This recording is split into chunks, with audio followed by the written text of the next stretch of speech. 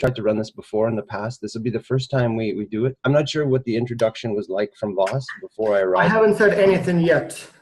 Okay. So I can maybe give a quick historic overview and then maybe introductions and then a little bit about the data. Well, why don't you do an introduction, like an overview, as you said. Yeah. I have some administrative things I want to remind people about, and then we'll do some introductions. Okay. Well, the historic overview of this whole idea and event is very simple. So as you know, in Xculture, we collect a lot of data. And many of you have participated and before with us, obviously Mariana and Javier Garcia and Karen and Dustin, and hopefully now Sharon and Wendy and others. And initially we didn't collect data at all other than the bare minimum that we needed for student performance evaluation, so basically for grading, marking purposes. Then about a year into the project, or maybe second year, I think, somebody said, can we also measure, and I can't remember what it was, but something like, let's say, personality, to see if it has any correlation with performance. And we thought, well, why only personality? Let's do more. And so we started collecting data weekly, and because there is a weekly deliverable and we have to conduct some grading-related data collection every week, we thought, well, let's add a little bit every week, you know, cultural intelligence and team dynamics and all that stuff. And then later, once we have started getting the data, we found ourselves in this situation where we have so much data and so much administrative work that we don't really have the time to go through all the data and sort of discover or dig up all the studies that can be hidden in those data. And so that's when we started sharing the data more freely, obviously all anonymous, no names, no contacts. But as far as the variables, we're happy to share those. And so we've had quite a few people who would either ask for data collection or use it for papers. And then lately also people who are not even Xculture professors, so whose students have not participated, who are just simply researchers, and who would just ask for the data for research purposes. Like, for example, just a few months ago, we had a publication in organizational science by a professor from INSEAD and a professor from Harvard, or a PhD student from Harvard. And so they just simply acknowledged that the data came from our project and did it completely externally. But what they did is different from what we would have done. So we have benefited from that because, you know, a new study has been published based on the data. The knowledge has been advanced and it didn't cost us much other than an hour or so to prepare the data set, maybe a little more. And so, and then we thought, well, if we're sharing the data, and there are so many professors who are willing to do the research, why not maybe organize it a little bit more and try to collaborate more actively on developing new papers. And so initially we started working more one-on-one, but then there was this idea that maybe we should do it as a conference, as a hackathon, as we say it, where we get together for a few days and do nothing but paper development. And so we've tested it one time so far in Miami last summer. So we had about a dozen professors. And for about 5 days, we would have basically paper development sessions every day. It was not as intensive as we planned, and the reason for that was that the program of the event itself was so busy that we had so many field trips and so many other sessions that we could allocate only about 2-3 hours a day to research. But still, that was enough to get the benefits that usually you don't get when you go to a regular conference. When you go to the Academy of Management or when you go to you know that you run from a session to a session, you come home with a stack of business cards and you don't even remember who is who. You may have discussed with someone that you want to do some studies together, but in many cases, they basically just die after a few weeks or months.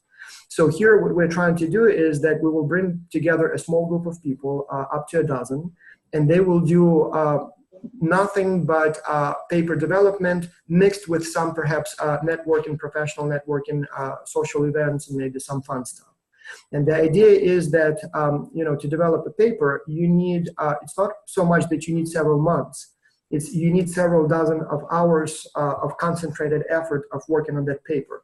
And we thought if we can pack it in a few days, we can literally go home with ideas for the study, feedback on those ideas, potentially co-authors, maybe some initial results, feedback on those results, and maybe even something on paper. So it probably will not be a fully finished paper, but it will be enough that you can work a little bit more on it at home and then submit to a conference and then shortly after to a journal.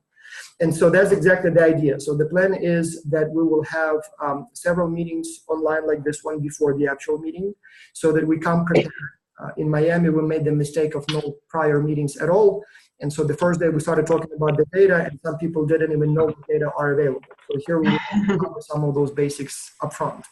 But so the idea is that we will show up more or less familiar with what kind of data are available, knowing who else is coming, and maybe even some initial ideas for the studies that you want to work on, maybe even fairly developed ideas for studies that you want to work on. And then day one, we will share those ideas in more depth, get feedback, refine them, get feedback again, refine them. And so hopefully we'll go to sleep with a pretty clear idea as to what you want to do and maybe even who you would like to work with. All of you come from the same discipline. All of you do research on basically the effects of culture in the workplace, cross-cultural teams, and related topics. So potentially all of you can be co-authors with any one of us. And so hopefully we will even form some sort of co-author teams, maybe 2 or 3 people, and they will work together, maybe even on multiple studies at the same time. Then second day, we can start looking at specific data and maybe run some specific initial tests, maybe only correlations or mean differences or something simple regressions. But we can start testing whether or not the idea, holds water. And then obviously present, get feedback, multiple rounds, maybe even within the same day. And then repeat and, every day. So improve feedback. And then at the final day, a presentation of what you have so far. And hopefully by that time, you have a clear idea, you have the hypothesis, you have the initial results, you have the initial support for the hypothesis, and maybe even an outline for the paper, and maybe even some references and whatever else could have been done during that time. And then obviously we go home, we do some more work at home. So if we do it in summer, the AAB deadline would be in November and AAM in January. So that's enough to finalize the paper and submit it to those conferences, and then hopefully shortly after to a journal. So that's the idea. And the only other aspect of this, we want to have also a relatively rich, let's call it networking program. So we would like to have not just a lunch somewhere, but a lunch together so people stay together, meet each other at a professional and maybe personal level, get to know each other, explore other interests that people have. Maybe, have dinner, not in the form of a dinner, but maybe some sort of like a barbecue or picnic. Maybe another lunch, have, like a round of mini golf or something like that. So things that allow us to get to know each other at a closer level. For example, about 12 years ago, I was an author of a book chapter for Palgrave. And so the editor-in-chief of that volume was from University of Chicago at Illinois in Chicago. And so the publisher paid for bringing the authors of the textbook chapters to a 2-day meeting. And so we had a very small boutique conference, but we would have breakfast together, lunch together, dinner together, and stuff like that. And strangely enough, even though it was a very small 2-day event, I still literally stay in touch with all those co-authors.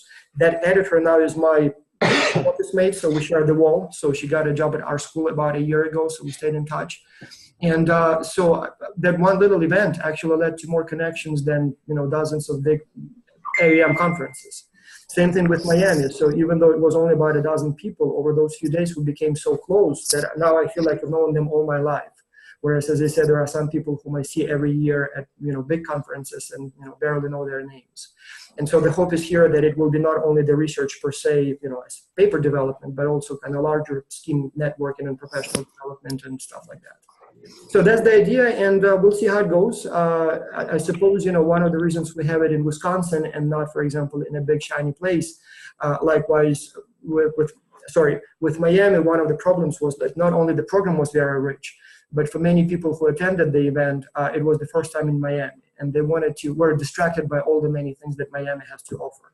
And so our hope is that for the hackathon, we'll literally do it kind of Facebook style. A bunch of hackers, log themselves in the basement, order pizza, and do nothing but crack, for and so no distractions, no glamorous, shiny Walt Disney or whatever else could be, in the location.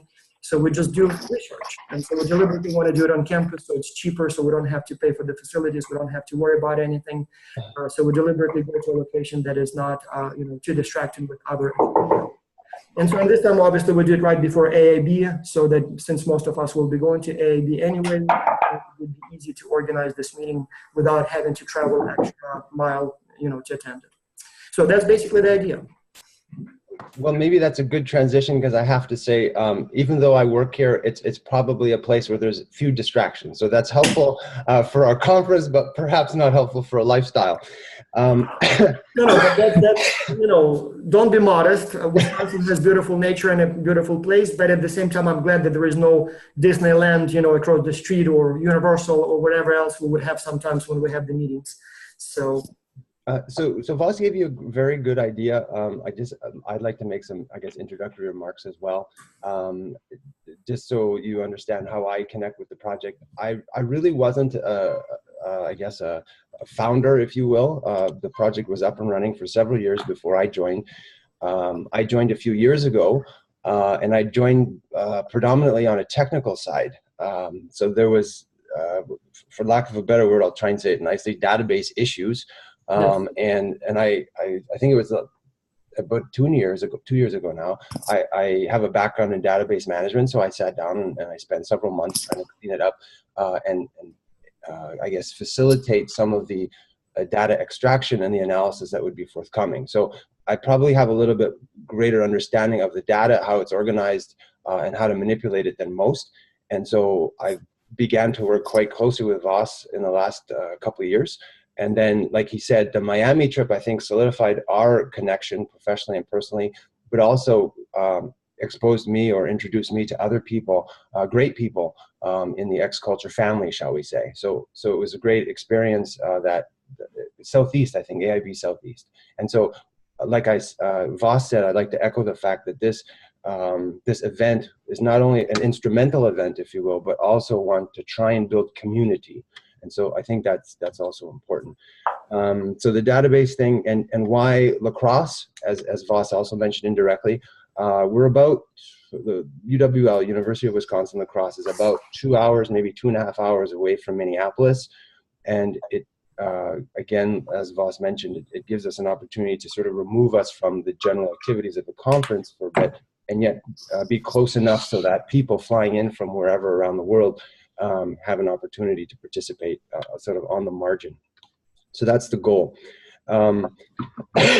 Here, he gave you a crude outline of different activities, which is great, give you a sense of what we're going to be doing. One thing I did want to mention, if you have any sort of administratively, if you have any food allergies or other concerns, I'm not sure exactly what, maybe, you know, transportation issues or something, please let me know, and we'll try and accommodate those. In terms of other logistical issues, there is a shared ride service with which we are partnering to shuttle you from Minneapolis to La Crosse. And they pick up in the Minneapolis airport and they drop you off right here on campus. So it's quite convenient. Some of you might have to stop, depending on when you start that journey. Some of you may have to stop in a town that's midway in Rochester, Minnesota, and where you transit to a different shuttle. But I think that should go smoothly. As you pay, I will then take your funds and start paying for costs around here, including, you know, residence fees as well as this transportation fee. And that brings me to probably one of my most important points administratively. I have a record here of 4 individuals paying, and that was as of last week. So those of you who are registered, and I think all of you are, if you haven't yet paid, I would encourage you to do so, because I believe it's by the end of this week, or certainly by the end of next week, some of the costs need to be incurred. So we need your money to pay for those costs. And just for, I don't want to identify, you know, and put anyone on the spot, but you know who you are. If you paid already, that's great. If haven't, Yeah. And at the same time, I would only add to that we'll only add that as far as payments, we didn't really push it. So I suppose those who didn't pay yet, they just simply didn't know, or like I was not aware of the deadline, and I'm one of them.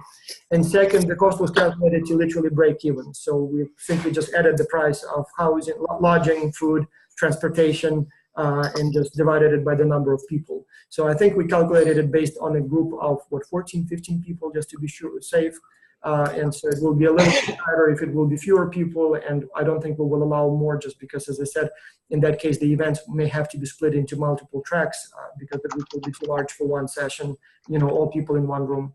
But yeah, that's the intent at this time. Because we're on campus, it's my university, I have a little bit of leeway in terms of the resources that we use. So if we need multiple rooms, that's fine. If we need technological services, that's fine. Whatever we need, I could probably get, depending if it's a typical kind of request, free of charge. So that's always good. Our numbers now suggest maybe 2 teams, maybe maximum, maybe 3 teams working together. So let's move into our interest to see how we can break up and what kind of topics that we, on which we can align. I don't know who wants to start.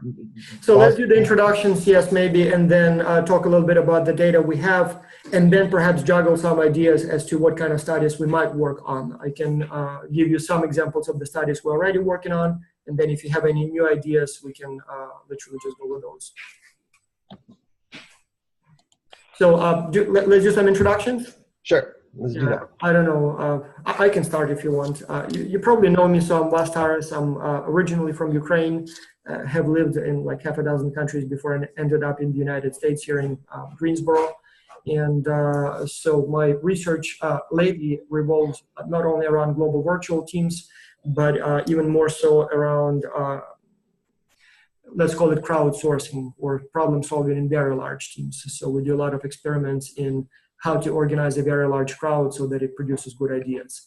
My special interest is evaluation of effectiveness of all kinds of HR interventions, let's call it this way, all kinds of team building programs and other things. I do a lot of them myself, attend them as a participant as well as a trainer, and I'm amazed that hardly ever the effectiveness is being evaluated. At best, you would see like a small survey at the end, whether or not people liked it, but hardly ever do they actually measure whether it had an impact on performance. And so I kind of like that topic as well, though opportunities to test those interventions are not always available because the organizations tend to be very secretive and don't want to give us information about performance so that we can test whether those interventions have been useful. But other than that, it's the usual stuff, culture in the workplace from every possible direction. Okay, just to continue sort of the trend that we've set, I guess I have to go next. And then we're looking for volunteers to continue our introductions.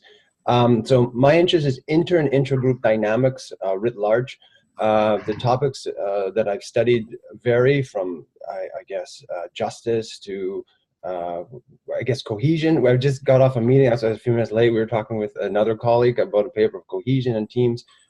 We did one on pedigree recently that we just submitted. The basically rank or status within a team and how that leads to different dynamics and performance implications. I have some ideas I'd like to talk to you about in terms of the X-culture data with regard to communication.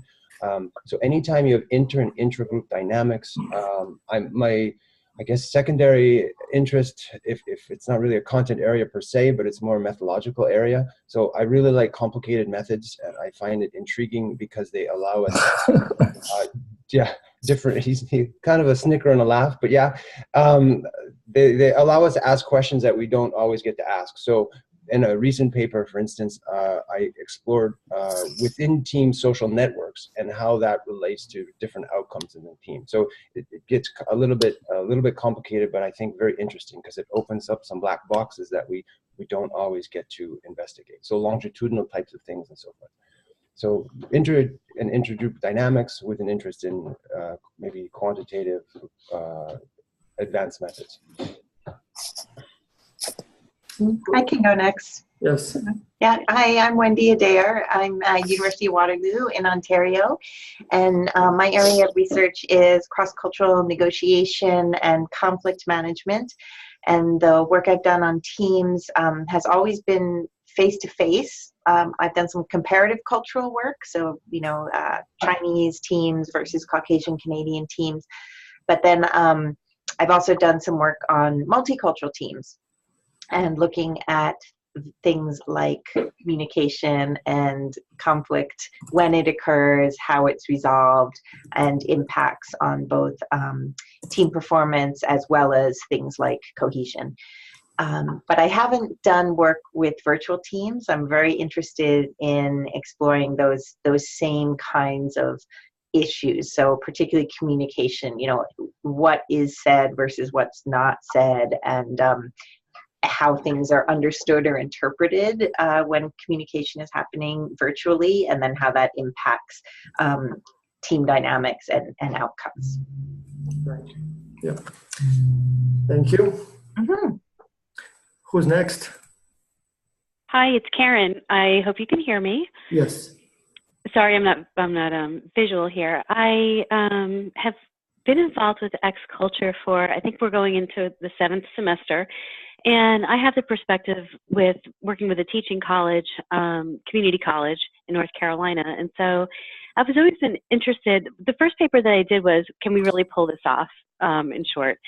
And it was a great success. We had a small pilot group. And so I did a small qualitative paper to start with. And so I really need to jump back in. And then I think it's a perfect time. I mean, I can't believe that it's been over 4 years that we've been involved. So there's so much data to look at. I typically have a number of adults compared to 18, 20-year-olds, my classes. So I'd like to look at some age differences. I'd like to see what those dynamics are for team performance using community college student data compared to maybe undergrad student data. And we've talked about these things in Miami, and like Vas mentioned, it was such an incredible meeting, but we really didn't get to dig into the data. So this time I'm excited about the opportunity to really look deeply and then collaborate with others. I'm very much new to research. It's never been a part of my profession, and now working adjunct with UNCG, and my interests have changed and grown a bit. I'm definitely someone that's going to be looking to see what others do and learning from all of you, and appreciating your interest too. So I'm interested in qualitative studies, intergroup dynamics, and really just how our team performance and what we're simulating through X Culture applies to global virtual teams in the workplace. It's really my scope of interest. If I can add, Karen is closely involved in administering X Culture. For example, she is helping a lot with the upcoming X Culture Symposium. We're planning to bring about 150 students from like 40 countries or so. So Karen is actively involved in that. And I just recalled, Wendy, so when you did your introduction, you were one of those colleagues who attended the meeting in Chicago, weren't you? Yes, that's where we met. Yeah, I remember that you were an author of one of those book chapters. And so Sharon Nakata is now, as I said, literally next door. So she's been for about a year here at UNCG. So so I never thought at that time that we would be working together so closely. So yeah, that's so neat. All right, who goes next? Hi, I'm Javier. Oh, almost gonna go. Yeah, go ahead. I can hear you. Hi, I'm Javier. I've been involved with I'm from Ecuador. I work at SPY Graduate School of Management, graduate business school with MBA programs. I've been involved with X Culture since 2011, so I'm almost a co-founder with Yeah. From one, like I think the first or second semester. That's true. Yeah. Yeah, that's true. And I participated with Vas in several papers, the AOMLE paper and some other book chapters. Yeah. So, but I haven't been working with X Culture data for the last couple of years. My students are participating, just finished this semester.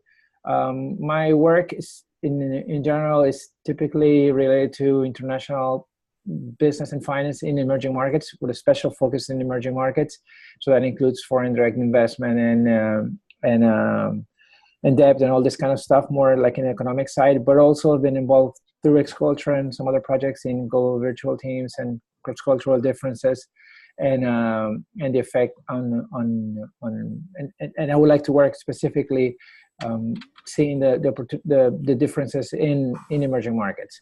I think that with a special emphasis, of course, in Latin America, with where I come from. So yeah, that's basically it. I'm very excited to participate in this hackathon.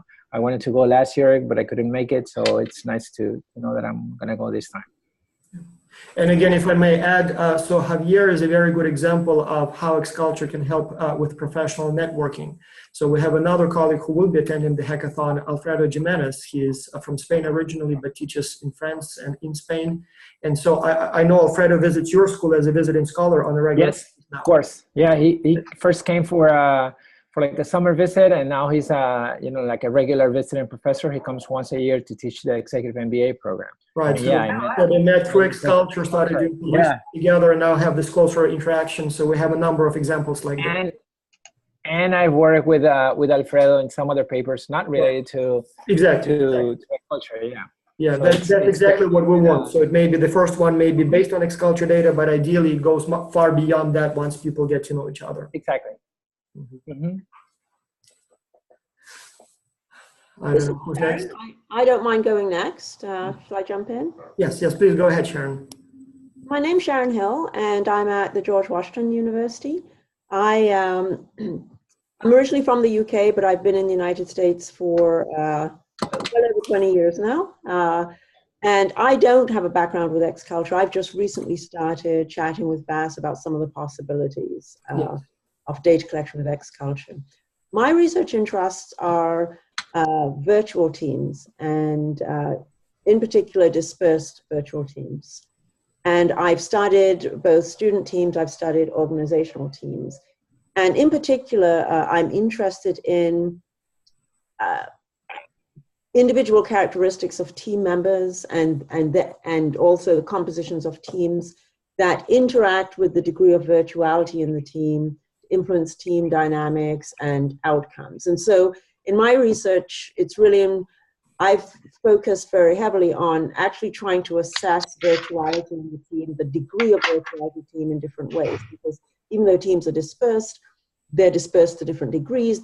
Some are across more time zones than others. So I'm looking for how, I guess one of the key questions I'm looking to address is, are some people more effective than others as the level of dispersion and level of virtuality in the team increases? The other aspect I'm interested in is leadership, and I look at different types of leadership from different sources. So shared leadership from team members, leadership from the formal team leader, and in organizational teams, leadership coming from outside of the team in terms of managerial support to the team, and also how that then interacts with virtuality to influence team functioning and outcomes. So those are the two major areas that I look at. I've looked at some other things, but those are my two major focuses. I sorry I made comments after each presentation, but Sharon here touched upon several important things. One, she mentioned data collection, and so one of the things that, for example, Sharon suggested this semester that we measure is a better measure of team trust. And then we have some other colleagues involved in the discussion, like Brett Kirkman, and so we came up with 2 different ways to measure it. So that's some of the data that we are collecting. And I think I was supposed to collect a little bit more, but at least we got the trust down. At the same time, I would like to use the opportunity to apologize to Wendy. She also requested some data collection, and I've been so slow with that it seems like it would have to be the next semester. And one of the reasons for that is because we've got probably about 40, 50 requests for data collection, and sometimes it's just hard to incorporate everything and keep it in mind. Like, for example, Mariana did ask for some data collection, and I did follow through, but then in the early track, I messed up and missed 4 variables out of like 30 or so. And so we have to recollect it now with the additional 4 variables, but in the end, Mariana will get everything she asked for.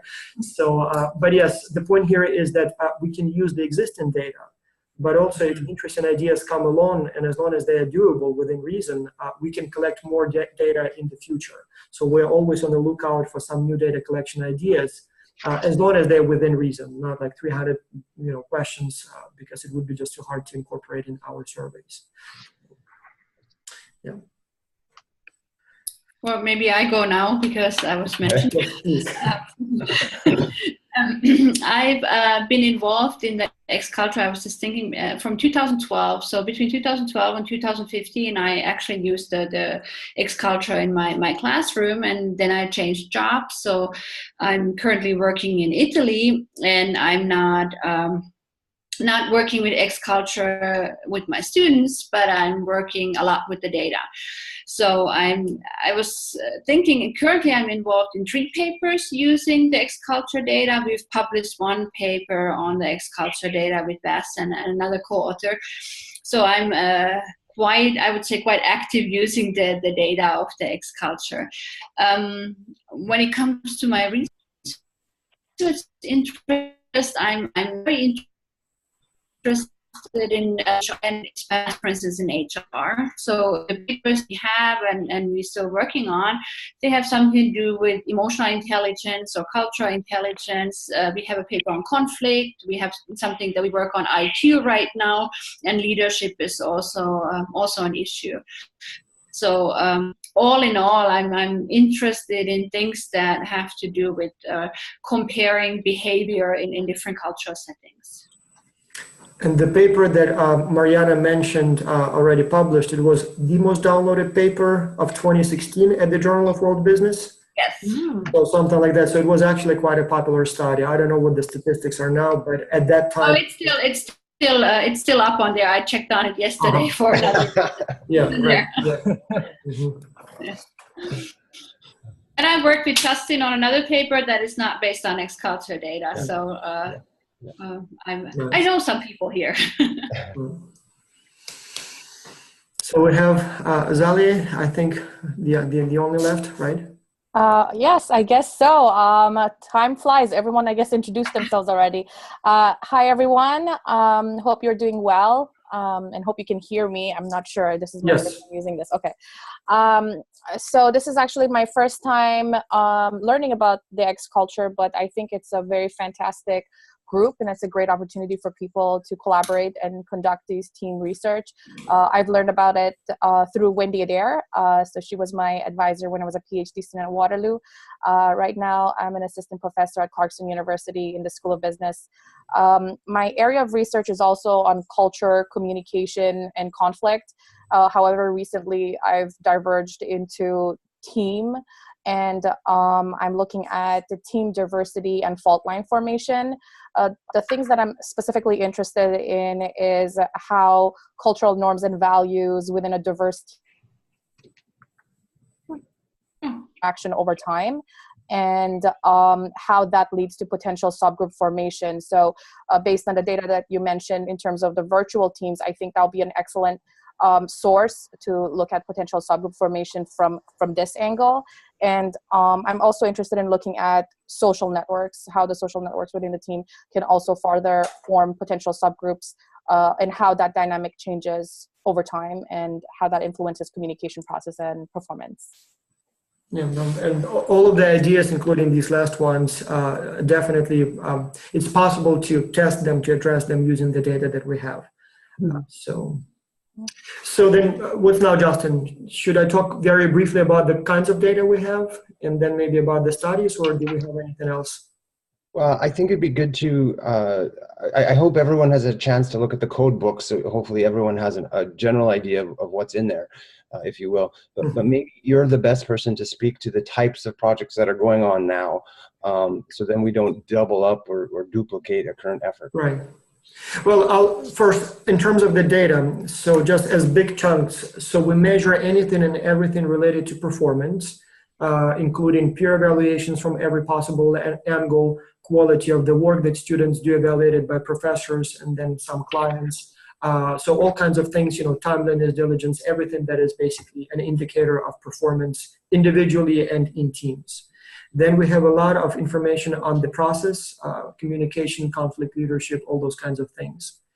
Then we have a lot of data also on all kinds of attitudes and skills, let's call it this way. So personality, cultural intelligence, cultural values, work styles, trust, all kinds of things related to the team as well as in general. And then many administrative records, like timing and performance on the tests that they have to take before they are placed on team students. So all kinds of things like that, demographics. So much of that is collected mainly to form teams, for example, or to know more about who's participating, but also suitable for research. And then obviously we have, as far as the sources, so we have self-reports, we have peer evaluations, we have instructor evaluations, we have administrative records, we have the actual reports that the teams write. In terms of levels, Justin was the one who split it into like 7 different levels. It used to be all individual and then some team and kind of in one file. Now we have separate entities for individual data, for team level data, for instructor data, for class data, and I think that falls into the instructor database. Commons go separately, qualitative data, just so many of them that it's hard to keep them in a kind of together with the numbers. Then we have data about the country, and then we have a separate file for peer evaluations only because in the individual data we have it kind of consolidated in averages. But then we also have a separate file structured more like a matrix where you can see who gave whom what at what time. And so that's good for the network analysis and when you need a more fine-grained look at the peer evaluations. And I may be missing 1 or 2 levels, but it's basically different levels. And then most of the data are, or much of the data are longitudinal. So some things are measured every single week, like peer evaluations, for example, or satisfaction, or clarity, or self-confidence, inability to finish the project on time. And then some things are measured just a couple of times. Like, for example, cultural intelligence, we measured a few times at the beginning and at the end of the semester. Now we measure it just once, but we have several thousand individuals who took it multiple times. Some things we take several times, but not every week. Like, for example, trust, or leadership, or status and respect people command in the team. So those would be measured usually at the very beginning, in the middle, and at the end. So we want to see how they develop over time, but it seems unnecessary to measure it every single week. So things like that. Additionally, we started collecting data on coaches. So many students come at the end of the project and say, I would like to participate again. And so quite a few of them did participate multiple times, but then we thought, why waste their time by asking them to do the same thing again? Why not turn them in something else? And so for about 2 years, we've been running this, what we call coaching program, where the best students from the last semester become coaches to the new students. And so we have like 400 applications, but then they have to take a lot of training, how to give feedback, how to resolve conflicts, how to academic writing, citing, all that stuff. And then we would select about 50 of them who serve as coaches. So, we are collecting some data on them, as well as whether or not presence of coaches helps, like that, the service of the instructors, obviously, and things like this. And so that's a little bit on the data. And in terms of the studies, currently we look at a bunch of things, and you can see the whole list online. But what I would like to say is this. When we were in Miami, the first session, we thought it would be a good idea to start brainstorming and generating ideas for every possible study we can conduct on XCulture, using XCulture data. And that session quickly kind of snowballed to the point where it was unmanageable. And the reason for that was this. We were going through our data variable by variable, like demographics and then performance. And people were supposed to come up with ideas for what kind of study we can do using the data, the variables that we just listed. And so we started with demographics, and it was like gender, age, and people immediately said, oh, let's see, for example, men perform better than women, or if older students do better than younger students. Then we'll look at, for example, cultural intelligence, and all of a sudden people say, oh, let's see if women have better cultural intelligence than men, and then let's see how that relates to performance, or let's see how gender moderates the relationship between cultural intelligence and performance. And so we were like in variable 5 or 6 out of almost 2,000, and all of a sudden, like literally anything with everything can be correlated, and it would be an interesting study. And so the problem there is that you literally can, like it's an unlimited number of possibilities of, testing what affects what. And so the challenge was to select only the studies that are actually really promising and interesting, and drop everything else that seems interesting, but maybe not as priorities. So again, the point I'm trying to make here is that there are almost unlimited possibilities as to, what can affect what, moderated by what, because we measure almost everything you can think of related to team dynamics and outcomes. But just to give you some notable studies that are currently under review. So we had a few published where we looked at effectiveness of the project itself. Does it improve student learning, satisfaction? We did a few studies on different aspects of cultural intelligence, both including introducing our own instruments, but also looking at what it affects and how it predicts things. Mariana is doing some studies on cultural intelligence and emotional intelligence and how they relate to different aspects. So things like that. But then in addition, we have studies that look, for example, at different aspects of leadership going on now. So kind of 2 big questions. One, do teams that have leaders perform better? Because we don't force it on the teams. Some elect leaders, some have naturally emerging informal leaders, and some have no leaders. So do teams that have leaders perform better? And then on the other hand, who gets to be a leader? Is it a person who is more fluent in the language, or maybe who is more I don't know, older or more mature, and things like that. So there are several studies around that.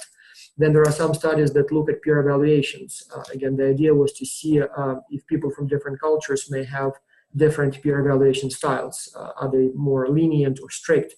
Are they more differentiating in terms of, who gets what evaluation, or do they give the same evaluations to all team members, or maybe on different dimensions and things like that. Even things like, for example, people from some cultures are more likely to collude and give everyone, 5s in exchange for 5s, or do people are more objective when they evaluate others? So things like that. And then I guess those are some of the examples, but there are literally like 30, 40 studies going on right now. So I guess listing them all would be too time consuming. So you can look at that on our website. We have a list of ongoing studies. I will only add that some of them are conducted by PhD students. We've had 6, I believe, dissertations defended based on X-culture data, and there are another close to a dozen in development at this time. And so that helps them a lot. They don't have much time to collect their own data, so it helps them to just simply use our data and go ahead, and they come up with very interesting ideas. So that's briefly about what's going on. Can I ask a question about the data and the publications? Yes. I'm curious whether it's come up at all where a journal, where you need to specify, the data that you're using, if it's been used in any other papers, and whether that could become problematic if over time more and more people are using the same data set. Although I know the data set's changing over time, but I guess my question more is, do you track which data go into which publications? Yes, so this is a very good and big question. Even though we are happy to share our data with anyone, our process is sort of two-stage. So first people have to send us a description of the study they want to do. And then if it's something new, then we say, yes, please go ahead. And we add the description of that study to our list. And it serves two purposes. One, sort of like a patent. So if somebody came up with an idea, it's now published and the person can claim sort of ownership of the idea. Mm-hmm. Two, new people can see what's already being done so they don't repeat the study again. I must have had dozens of people who said, oh, let's see if cultural intelligence predicts who's got to be, who gets to be a leader, for example, or leads to higher peer evaluation. So obviously, that's such an obvious study. So it's many times, people thought about doing it that way. So in terms of reusing the data, no, it hasn't been an issue. So we haven't done so many studies yet. Second, we try to have each study to be a distinct study. So even some of the variables may have have been used in a different study, like let's say peer evaluations. I suppose as a measure of performance, they will be used in most studies. But then the other variables probably will be different. So I suppose there is nothing wrong with that. Just like in economics, if GDP per capita is an outcome, I suppose, thousands of people can be using that as an outcome, of their studies, but, from the same World Bank data. But I suppose that doesn't constitute a problem as long as other data are different. Mm-hmm. Second, we do have data, so it's tens of thousands of cases, but we collect them semester by semester, or actually track by track. We have 2 tracks within each semester.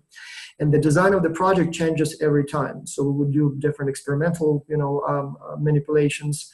We would have somewhat different administrative procedures. So one thing we recommend is that people use data from one semester at a time. Okay. It is tempting to lump everything together, but then you will have tens of thousands of cases, and sort of you overpower your test. Everything comes out significant, and the effect sizes are sort of smaller just because of that effect. But also you may be lumping together things that could have been affected by the design of the project in that semester. And so it is conceivable that some people may be using some of the same variables, but more likely than not, it will be from a different semester. So the sample itself will be different. So it will be different people. So I suppose that shouldn't be a problem. Okay, thank you. I just want to jump in and make a comment too. Every term or every wave, or he calls it track today, where data is collected, there are some core variables that are always collected, and certainly the administrative type things are always collected, right? But as he said, it changes. And so if you have a question, even though you're from the quote unquote same database, it may not be the same data because you're on a different year and you've collected different things. And so we haven't had a problem, I don't think, as Vas mentioned, but I think you could make a strong argument for that. I guess the goal that you are not actually double dipping in the same information. If that makes sense. Yeah. If I may address another issue that is related, the use of students or convenience sampling. So that has come up many times. So journals didn't seem to have a direct problem with that, but many people asked about that. And here is what I have to say about that. And I even have an implicit agreement with editor of a journal, one of the major journals, to write an editorial kind of letter on the topic. So is the fact that we have students in the project a problem? And as you know, some journals like JIBS, they specifically have a policy against student convenience samples, for example. Does that disqualify us directly or not? And so here's what I have to say about that. Use of students for research can potentially be a problem. And the problem can be, there are several reasons why it could be a problem. One, a classic study that uses students is conducted by a psychology professor who teaches an undergraduate course of 30 students or 50 students, who conducts a quick either experiment or asks the students to complete a survey in class, and then uses those data to make generalizations about human behavior in general or in the workplace. And the problem with that approach is that first, students may be younger, and if there is a reason to believe that the attitudes change as people mature, maybe use of students is inappropriate. Like if they wanted to hear something or know something about, let's say, family attitudes, when they marry, when they get a job, maybe they will think differently, so it's not generalizable. Second, the design of the project does not represent the real workplace. So if you put 30 undergraduate students in 5 teams of 6 people and ask them to do something for 15 minutes in the classroom, and then measure if they, whatever you're trying to measure, it's not necessarily going to be the same outcome as if you did it with the real employees in the real workplace. And so obviously for that reason, it's again, that the context does not generalize to the real workplace. Not to mention if you wanted to study, for example, global virtual teams, I've seen a number of studies on the topic, and almost always they would be conducted in so-called global virtual team labs. Like there is one, for example, at the University of Calgary. Our close friend and colleague runs it. And so what they do, they literally put students in different kind of cubicles and say, well, you pretend that you're in the United States and you pretend that you're in Ghana, and try to communicate and let's see what happens. They have like sophisticated software, for example, that may delay some of the communication or deliberately drop some words or distort some words, and that represents linguistic challenges. And so then they're trying to see if those delays and communication challenges affect, for example, satisfaction or performance. So when you do it that way, it's not necessarily a problem, but it is a threat to validity of the study. In our case, the problems are not that big and possibly not even non-existent. So even though we do use students for the study, our context is very real. So it's a real cultural differences, real time zone differences, real global dispersion, real online communication, real language differences. So it's as real as it gets. It's perfectly real. Second, maturation. We do have some undergraduate students. We have some graduate students. We have some EMBA students. And then all kinds of ages. We always have at least a few people who are in the 50s and 60s. And so one thing we did test whether some of those attitudes change as people get older. No, there is no big difference. And second, even if there was, you can use the age which we have as a covariate and then literally say controlling for age or controlling for the level of study. So there are ways to control for that and isolate it and check if it matters or not. Likewise, the duration of the project. It's not a 15-minute, quick survey in a class. It lasts basically the whole semester, similar to a real project in the workplace, where it usually lasts also a few months. It is real clients, real companies that present the challenges, real life problems. So it may not be quite the same as when you work for the company, but it is still a fairly good proxy of of a real consulting project or a real business project. And then also there are incentives. Not only it is a huge part of the course grade. In fact, for some students, it is the course grade, like it is the course. But also there are all kinds of benefits involved in this. Like students get invited to the X-Culture Symposium. Many of them get a travel stipend, like real money. We've even had cases when organizations offer jobs, internships, and aftermarket commissions. So there is even a real monetary compensation involved, at least for some of the students. So obviously, it's still not 100% a perfect overlap with the real organizational employees, but it is probably as close as it gets in kind of lab conditions. And then the kind of strongest argument is that you have a trade-off between generalization and the size. Obviously, you have read studies on teams, and you have a choice of 2 types of studies.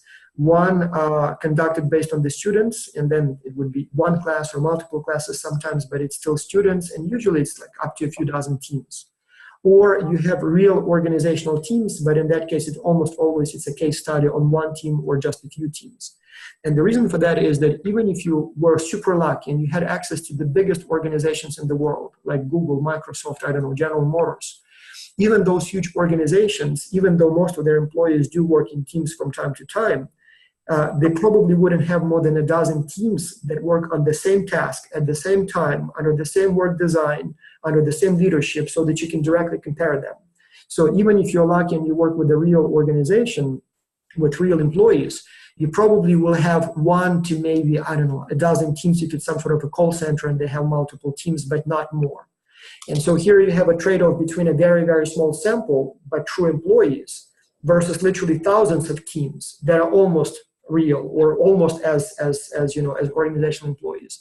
And so, I would argue that having a huge sample in a controlled environment that is 95%, real organization is probably, if not better, then at least it's definitely comparable in quality and should not be discounted just because some of these people are students. So that's kind of brief response. And so what we've done so far when we submit a paper, we sort of explain it in the sample description. So we sort of try to educate the reviewers that while in general using student samples may pose a threat to validity, it's not always the case. And in our case, it seems to be not a threat, or at least not a significant threat, and does offer some benefits in return. So even if some threats are present.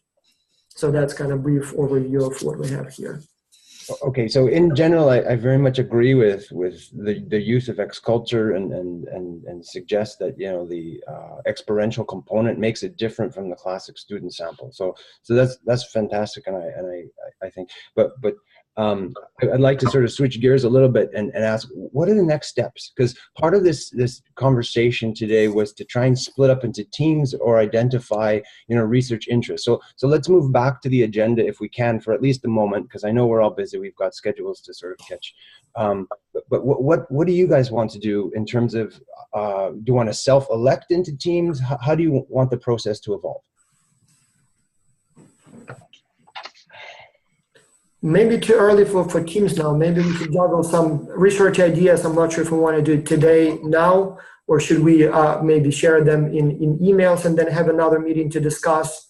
And then, depending on who proposes what, like, for example, Sharon said that she wants to do something on leadership, or it's one of the topics. Okay. There are other people interested in leadership. I suppose that would be a natural match. But then again, if somebody wants to work alone, I suppose that's perfectly fine, or in teams, that's fine too. So then to move to the next stage, instead of sort of continuing the conversation, I'm looking at people and I see more and more people sort of typing and doing other things as we're talking. So I know the schedules are creeping into our time together. Do you want to just communicate via email and say, here are some ideas I have, and then we can continue the discussion, and so we can perhaps move towards common research interest that way? Is that fair? So it would be an email with everyone who's present today. That's right. Yeah, I think that would work for me. Maybe even set up a Dropbox, and then if people or a Dropbox, or Google quick proposals, and everybody sort of looks and maybe provides quick comments, so that will give us, and then maybe have a meeting where we can discuss it in more detail. One like this one, like in a few weeks, in a month, I don't know. Yeah, so next month, if we have another kind of virtual meeting, and in the meantime, maybe we set up a Dropbox. Everyone throw in a paragraph or two of what our ideas are, and then are perhaps in the Dropbox or via email, we start kind of coalescing into smaller interests or something. And next meeting, we formalize. Is that fair? Yep. Yeah, sounds good. Yeah, that's if I can give a quick. Oh yes, go ahead, Sharon. One, and I don't want to delay it too much, but could you talk briefly about, in the sample, to what extent you track? So first of all, the technologies used, are the teams open to use, free to use any technology they want to communicate virtually? And if so, do you ask any questions about the technology they've used? Yes, on that side, everything's perfect. So they can use anything they want. We have teams that use only emails. We have teams that use Skype, just about any type of tool and any combination. And we do measure who used what, how frequently, even in some semesters we measured how satisfied they were in those tools. So when it comes to communication, we probably measure anything you can think of. And if not, we can measure it next semester. But we do have frequency method. You could get a sense from the data in terms of what, say, through the project, what percentage of communication was done via email versus something else? Could you get You're asking a more difficult question than than it may appear at the first glance. We've actually had extensive discussions about that in the last month. So on the one hand, we measure everything that is possible to measure on how teams communicate. On the other hand, when it comes to percentage, so for one of the studies, we wanted to measure communication channel richness. Turns out it's not so easy to condense it to one index. And the reason for that is that most teams use multiple tools. And so it's not always easy to, from there to just say that, did they use video or not? Some used only once, some used a lot of times, and some in combination with other things. So meaning that it can be a percentage of total communication, but it can also be just amount, and it's not always the same thing. But then on top of that, some people may be communicating not with the whole team at the same time. So maybe two people always use Skype, but then with the rest of the team, they use email. So it actually turns out to be much more kind of convoluted and much more complicated. And so we're still trying to find a way to express it in one single index of, for example, communication but the good news is that we have all the input data. So as long as you can that was really my question. Yeah. Okay. As long as you can think of how to package it, we'll probably have the raw data. Sure. Just to add on, correct me if I'm wrong, Voss, I believe there's some measures of minutes. So in the last week, how many minutes have you spent communicating vis-a-vis this mode or that medium or whatever, right? So you could maybe come up with a percentage that way. Yeah. What I'm really interested in is, do you have the raw data? Yes. Yeah. It's a whole other question how you combine it, but having the data is a good start. We are even now trying to scale the communication channel richness using a separate expert panel, trying to see, for example, how rich is communication via, for example, Skype versus Facebook versus, Trello, Slack, because again, the distance between those instruments, even though you can rank them, the distance may not necessarily be the same between different ranking positions. Okay, thank you. That's very helpful. Thank you. Yeah. So one quick tip on as we're preparing for the data for the study ideas. One, it would be a good idea to go and see what's being done now and what's already been published. And you can go to xculture.org, and then on the menu there you will see for researchers, and that's where you will see ongoing projects and published studies. So you will have sub-menu there where you will see what's been already done or is being done. Second, it's also a very good idea to go through the code book. It's long and overwhelming, but in many cases, the best ideas come from, when you look at what data are available. So you may have an idea for this and that, but once you start looking at the actual data, it gives you, oh, that's interesting. I didn't realize maybe I should look at how this thing predicts, that other thing that I thought about.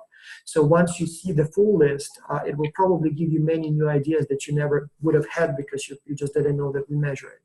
So those would be probably the best steps, and only after that I would start thinking more seriously about what exactly I want to do. So, yeah.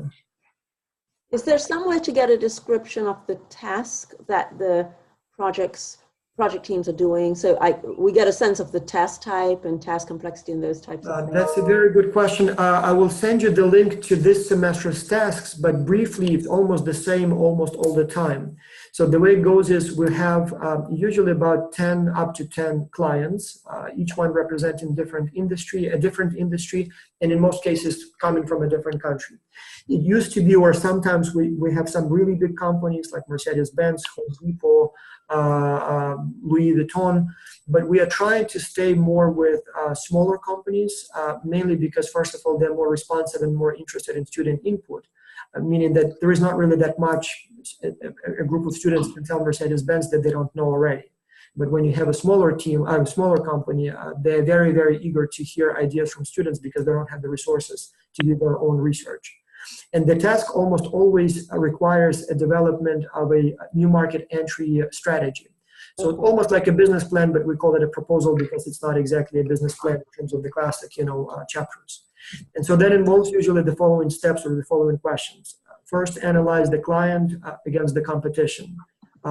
Usually kind of SWOT analysis, strengths, weaknesses, who else is competing in this market, whose products are better, prices, all that stuff, things that they do, and then opportunities and threats that arise from that comparison.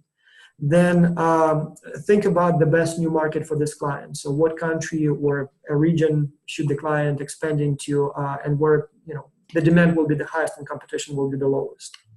Then once you've identified that market, try to describe that market. So what are the things that the client needs to know about it from, economics and politics and culture, so that, they can be successful in that market. Then what's the best marketing strategy for this country? From little things like what's the best way to reach the decision makers or the potential customers, the channels. So should it be advertised on TV or newspapers or social media or billboards? What the message should be. Lately, we even ask for a sample ad or brochure, what it might look like, and everything else related to marketing, pricing, and things like that. Then if the company may be interested in opening a subsidiary, then the question may be HR. So how do we hire people? How much do we offer them? How do we manage them to make sure that they're happy and perform well? And then if it's a physical product, there may be a question about, for example, logistics. How do we ship this product? Are there any custom duties that we have to pay? Is there a need for licensing or certification of the product? So things like that. Okay. And sometimes they would ask also for product design. They would say, okay, you saw our products. Do you have ideas for either new products or maybe new features for existing products? So, yes, go ahead. So somebody was saying something? Yeah, but the idea initially was to design the project to mirror a textbook in the standard international business course, but now we allow customers to come up with any questions they have, and they still usually come up with a list that is kind of closely related to what's normally covered in an IB course, but also marketing, also international entrepreneurship, so those kinds of things. Mm-hmm. Okay, without further ado then, if there's no other questions, I guess we move to the Dropbox email medium for now, okay? Mm-hmm. And please expect an email from me in the next, 2 or 3 weeks to I guess, come up with a common time to have another face-to-face. One of us didn't make it. Alfredo is not here, and I think there was someone else who was registered who didn't make it. Okay, but hopefully we get to meet them en route, and we will certainly include them in our email list and Dropbox folder. Okay, so without further ado, I want to thank everyone for coming today, and we hope to, I guess, continue our interaction online. Thank you so much for organizing this meeting, Justin. Thank you. Nice meeting you. All right. Thank you. Bye-bye. Bye. Bye.